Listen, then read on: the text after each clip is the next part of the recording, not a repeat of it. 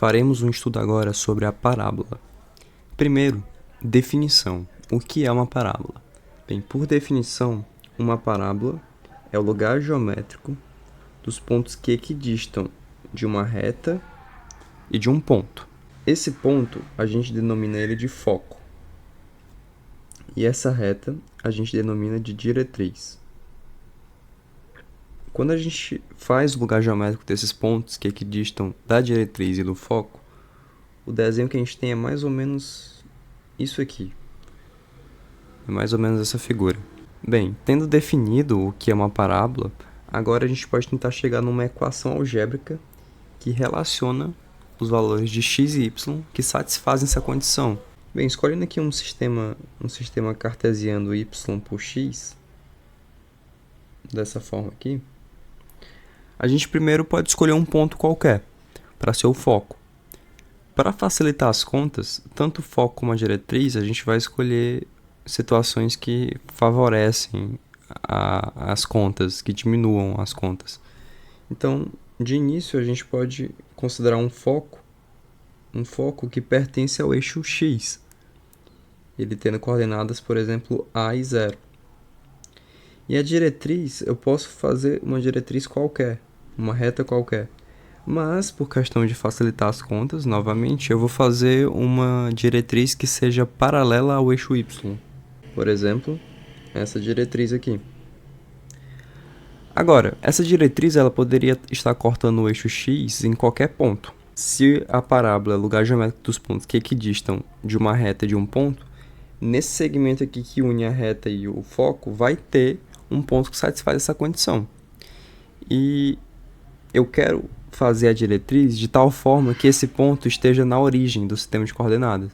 E, novamente, eu estou fazendo essa consideração só para minimizar as contas. Para que isso aconteça, essa coordenada aqui tem que ser menos a e 0.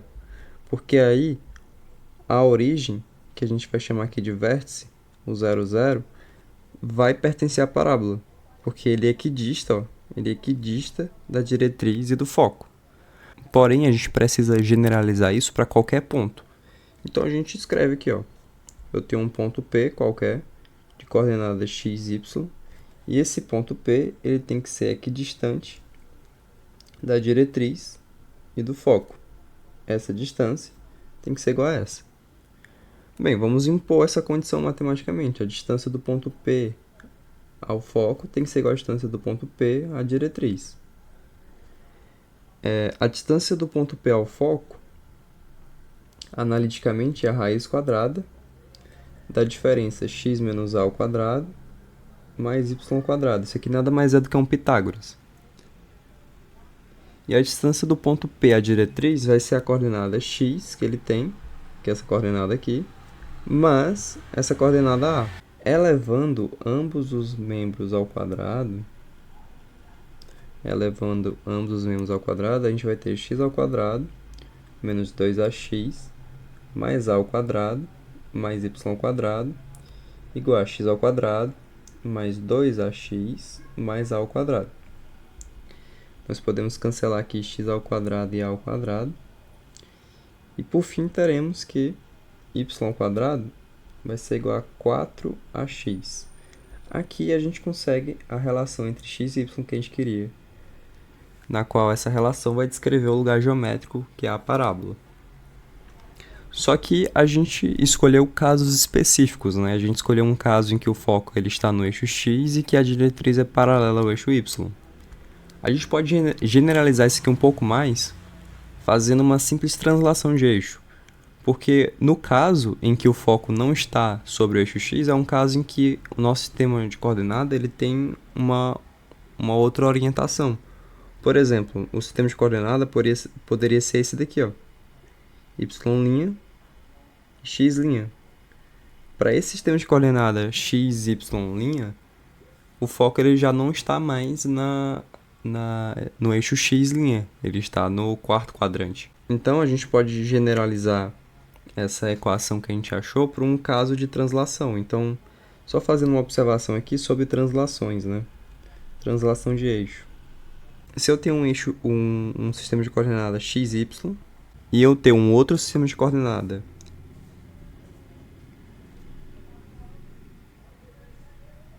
x', y', em que do sistema x para o x', eu fiz uma translação na origem por uma distância, vamos dizer, x0, e eu fiz uma translação em y para a origem do outro sistema de coordenada de y0. Perceba que, para eu identificar esse ponto P aqui, a coordenada x' vai ser a coordenada x0, a coordenada x menos x0.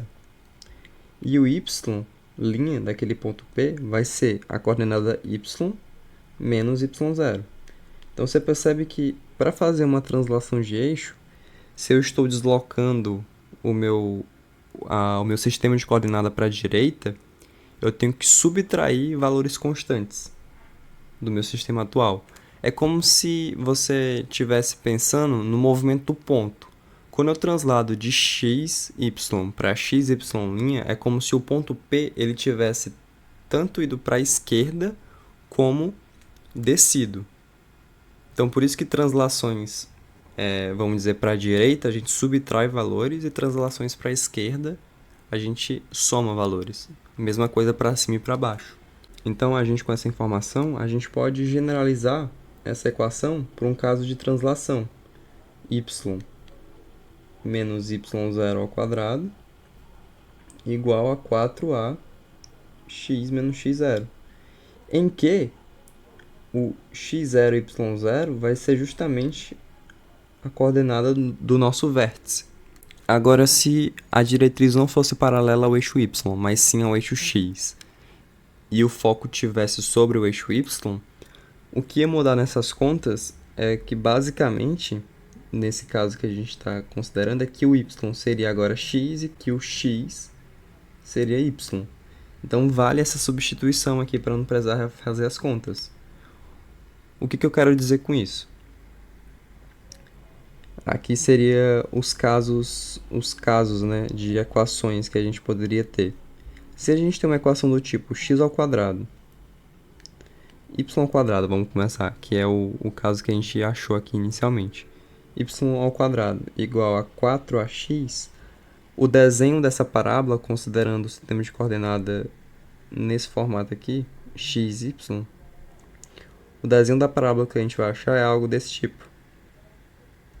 Agora, se for y ao quadrado igual a menos 4ax, então é como se você espelhasse aqui para o outro lado. O caso em que eu tenho x ao quadrado igual a 4ay, agora vai ser uma parábola de concavidade para cima, como a gente estuda equações do segundo grau. E no caso x ao quadrado igual a menos 4ay, vai ser uma parábola de concavidade para baixo. Lembrando, né, só fazendo uma observação, essa forma aqui de se escrever a equação de uma parábola, essa fórmula aqui, essa aqui é conhecida também como forma canônica, né, em que daí você já consegue, quando você escreve uma equação do segundo grau no formato ax ao quadrado mais bx mais c igual a um y, se você fatora essa equação nesse formato aqui, com x ao quadrado, aqui no caso você teria que substituir esse y pelo x, né, para ficar nesse formato, você chega na forma canônica, em que você já consegue achar os máximos e os mínimos, inclusive qual x e qual y do vértice. Seria o termo aqui transladado na equação. O caso agora de quando a parábola está rotacionada, a gente pode deixar isso para depois, porque dá para generalizar para todas as cônicas, inclusive identificar elas a partir da equação rotacionada, porque numa cônica rotacionada sempre vai aparecer um termo xy na equação. Mas uma coisa legal de se comentar é que se você tem, vamos dizer aqui, eu tenho aqui o eixo y e o eixo x. O caso rotacionado é quando a diretriz ela não é mais paralela a nenhum dos eixos. Vamos dizer que essa aqui agora é a diretriz e que eu tenho esse foco aqui, ó. O foco está aqui. A parábola ela vai estar assim, mais ou menos assim. Ela vai estar rotacionada. Só que ela sempre vai ter um eixo que é paralelo à diretriz em um eixo que é o eixo de simetria, que é um eixo perpendicular à diretriz e que passa pelo foco. Então você tem esse eixo aqui de simetria, esse aqui é o eixo de simetria.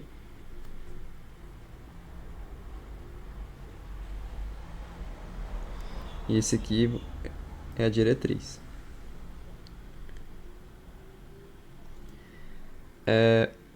Se você tem a equação do eixo de simetria e do eixo que é paralelo à diretriz e que passa pelo vértice,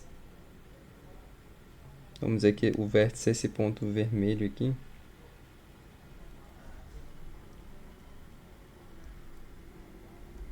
Esse aqui é o nosso vértice.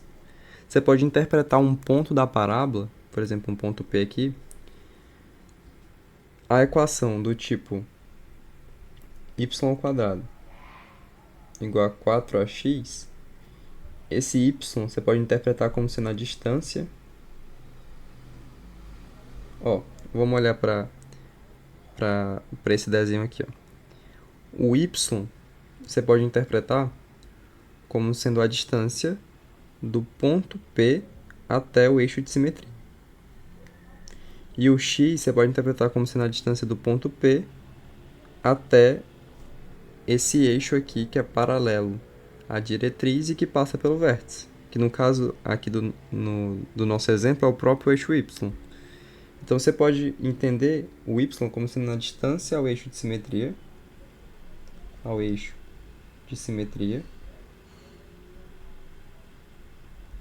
e o x como sendo a distância à reta paralela à diretriz. Eu vou só botar de forma resumida, paralela à diretriz, e que passa em que o vértice pertence a essa reta. Eu vou botar de forma resumida aqui, para não precisar escrever muito. Porque dessa forma, você consegue equacionar a cônica rotacionada sem saber quantos graus ela está rotacionada ou não. Se você tem a equação da reta, que é o eixo de simetria, e a equação da reta, que é paralela à diretriz e passa pelo vértice, você pode equacionar a parábola dessa forma. Você vai pegar a distância desse ponto à reta ao quadrado igual a 4a a distância desse mesmo ponto à outra reta. Dessa forma você consegue achar a equação da parábola rotacionada rapidamente. Tá? É só uma observação interessante. Nós podemos agora falar de algumas propriedades refletoras da parábola. Mas antes disso é importante fazer uma observação, que é esta aqui. Que dado uma diretriz e um foco, eu escolho aqui um ponto qualquer que eu vou nomear de P1. Se eu traço aqui uma perpendicular, em algum momento essa perpendicular ela vai cruzar a parábola que é representada por esse foco, essa diretriz. A parábola estaria mais ou menos aqui, então o ponto de cruzamento seria aqui mais ou menos. Eu vou chamar esse aqui de ponto P. Bem, aqui é perpendicular e por definição, já que é uma parábola, já que esse ponto P pertence a uma parábola, a distância desse ponto P ao foco vai ser igual à distância desse ponto P até o P1. Aqui não está exatamente igual a distância, mas seria. E aí se eu traço aqui P1F e traço uma perpendicular aqui, que passa pelo ponto P, perceba que aqui eu estou formando uma mediatriz, porque eu estou traçando uma perpendicular e a distância PP1 é igual a PF. Bem, a questão é mostrar que nessa situação o ponto P é o único ponto dessa mediatriz e que pertence à parábola. Porque se eu escolho qualquer outro ponto, por exemplo, um ponto Q aqui, vou nomear aqui de um ponto Q, e eu traço aqui uma perpendicular até a diretriz, traço uma perpendicular até a diretriz, e do ponto Q até o foco. Bem, eu vou chamar aqui de Q1, esse ponto aqui. Bem, supondo que Q pertence à parábola, eu vou chamar a parábola de lambda. Isso aqui é a parábola. Supondo que Q pertence a essa parábola, ou seja, que existe outro ponto que não seja o P que pertence, né? Eu vou até dizer que Q é diferente de P, né? Se isso é verdade, então QQ1 é igual a QF, né? Supondo que pertence, isso aqui é uma verdade. Agora perceba que se eu traçar o QP1, o QP1 ele tem que ser igual ao QF, porque é uma mediatriz. Só que claramente QP1 é diferente de Q1. É diferente e maior. Por quê? Porque QP1 é a hipotenusa de um triângulo retângulo e QQ1 é um cateto. Portanto, a gente acaba chegando aqui numa contradição. Ó. Dessa desigualdade, a gente chega que QQ1 é diferente de QP1, só que QP1 é igual a QF. A gente chega aqui num absurdo. Chegando num absurdo, a gente chega à conclusão de que não existe outro ponto que não seja o P que pertence à parábola. Ou seja, essa mediatriz ela é uma reta tangente à parábola. É essa a conclusão que a gente queria chegar. Dado um ponto P, se a gente traça aí essa reta tangente ela vai ser a mediatriz do segmento que liga o foco até a projeção do ponto P na diretriz. Essa é a conclusão que eu queria chegar com vocês. Bem, sabendo disso, se a gente faz aqui agora uma diretrizinha, a gente tem aqui um foco F. E a gente faz aqui o desenho de uma parábola. É claro que essa parábola vai ficar bem aproximada, ela não é exatamente simétrica, certo? Mas se a gente tem aqui uma reta tangente nela, por exemplo, essa reta aqui, reta tangente, nesse ponto aqui P, a gente sabe que a distância desse ponto ao foco, tem que ser igual à distância desse ponto à diretriz. A projeção aqui, né? E se a gente liga esses dois segmentos, essa reta tangente ela é mediatriz desse segmento. Ela é perpendicular. Ok? Então aqui, ó, 90 graus. De cara, a gente já vê uma propriedade refletora de que esse ângulo aqui, ó, vai ser igual a esse ângulo aqui. Só que o que eu quero provar mesmo é quando a gente pega uma reta normal. A reta normal nesse ponto P, ela vai ser perpendicular a esse segmento, algo mais ou menos assim. E aí, se a gente prolonga esse segmento aqui, ó, que é o segmento da projeção de P na diretriz, o que dá para provar é que esse ângulo aqui é igual a esse ângulo aqui. Como? Bem, aqui é 90 graus, aqui é 90 graus. Esse ângulo aqui, vou chamar de alfa, por exemplo, é igual a esse ângulo aqui, alfa. Esse ângulo alfa é igual a alfa porque isso aqui é uma mediatriz. Bem, se alfa mais esse ângulo θ é igual a 90 e alfa mais esse ângulo θ também é igual a 90, então, melhor, vou chamar de um beta, né? Se alfa mais beta é 90 e alfa mais θ é 90, necessariamente necessariamente θ e beta devem ser iguais. Então aqui a gente prova uma propriedade refletora da parábola, em que quando a gente tem aqui um raio, vamos levar aqui para uma utilidade na vida real, por exemplo, um raio pode ser uma onda eletromagnética, chega numa antena parabólica, ela chega, vamos dizer, lá do infinito, né, de algum local muito distante, ela pode bater em qualquer ponto que seja, pode ser aqui ou aqui, ela sempre sempre o ângulo de incidência vai ser igual ao ângulo de reflexão com a normal e ela sempre vai refletir para o foco. Então, independente de qual segmento eu trace, se eu traço o segmento normal aqui, o ângulo de incidência, aqui no caso um beta, vai ser igual ao ângulo de reflexão. E essa reflexão sempre vai ser direcionada para o foco. Então isso aqui é a propriedade refletora da parábola, que tem muita utilidade na física e na engenharia.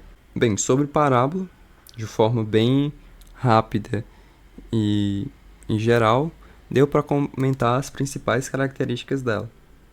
Como identificar pela equação, a forma geral de se escrever quando ela não está rotacionada, uma observação rápida sobre translação de eixos, os casos que pode aparecer de uma equação não rotacionada, um bisuzinho aqui para quando você tem os eixos de simetria da parábola, e ainda aqui falando um pouco sobre propriedade refletora. Espero que isso agregue um pouco nos seus estudos e até a próxima.